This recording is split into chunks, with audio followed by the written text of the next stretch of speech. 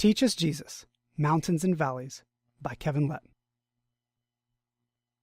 Early one morning, Judah and his little sister Daphne awoke to a wonderful letter. Meet me on top of the mountain. Go up through the valley. Remember, humility, obedience, and perseverance. Jesus. They were excited. It was fun to hang out with Jesus. He was always leading them on great adventures. We've never gone through the valley. Should we take some extra supplies? Asked Daphne. Nah, replied Judah. We're great hikers. We won't have any problems. Then Judah remembered Jesus' first word, humility. You're right, Daphne. We should grab some supplies. It might be harder than we think. Later that afternoon, they started their hike by entering the valley. Everything looked alive, moving, and growing. There were things they enjoyed, like the streams and the fruit on the trees.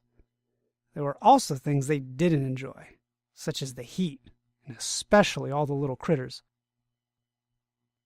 Look, Daphne, there's a path that goes straight up the side of the mountain. It looks like a shortcut to the top. Daphne looked at it and thought about how nice a shortcut would be. After all, going through a zigzagging valley could take a long time. Didn't Jesus tell us to go up through the valley? Daphne asked. He did, said Judah. But don't you want to get to Jesus as soon as possible? Of course, replied Daphne. Then let's get going. The first part of the path looked great. It was open with lots of places to rest and find food. After that, it wasn't so nice. It became a slow, rocky climb. The final part was the worst. From the valley, it had looked to be a plush, green path. It was actually a lot of green, slimy rocks, making it a slippery crawl. Thankfully, the forest was getting closer. Do you hear that? Judah asked. It sounds like a shower, Daphne replied. I wonder what it could be. It was a waterfall, and in between them and the waterfall was a canyon.